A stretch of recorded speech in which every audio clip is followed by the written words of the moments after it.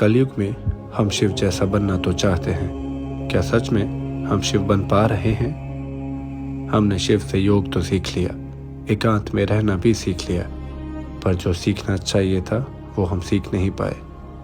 काम पर विजय पाना, अपने मन पे विजय पाना।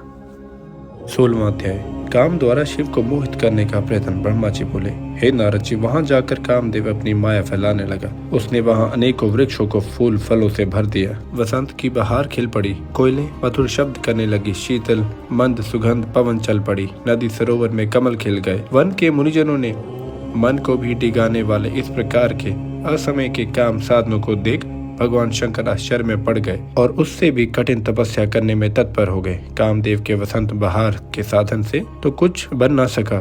तब उसने रति स्त्री के साथ 5 पुष्प बाण लेकर भगवान शिव के बाईं ओर चला दिया।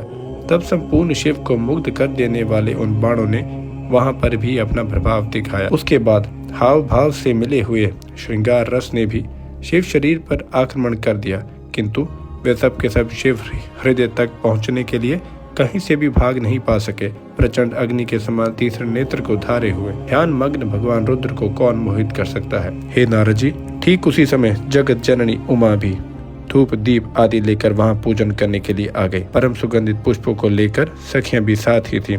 उसी समय शिव जी के ध्यान से मुक्त हुए थे। तब कामदेव को अवसर मिल गया। सदाशिव पर बाण चला चला कर उन्हें मोहित करने लगा। उस समय जगत जननी वह भी मानो कामदेव की सहायक हो रही थी। तब कामदेव ने धनुष पर पुष्प बाण साध कर महादेव पर छोड़ दिया। तब सदाशिव सकाम हो गए। तब भगवान शिव मोह को प्राप्त होकर विचारने लगे कि श्री पार्वती जी के सुंदर शरीर को देखकर मैं आनंदित हो रहा हूँ। यदि उन्हें मैं आलिंगन ही कर लूं तो ना मालूम कितना आनंद प्राप्त होगा। इस प्रकार कुछ समय तक आप विचरते रहे। फिर उनको ज्ञान हुआ। तब कहने लगे, अरे ये क्या, मैं निर्विकार होकर भी काम से विकार पाकर मोहित हो गया।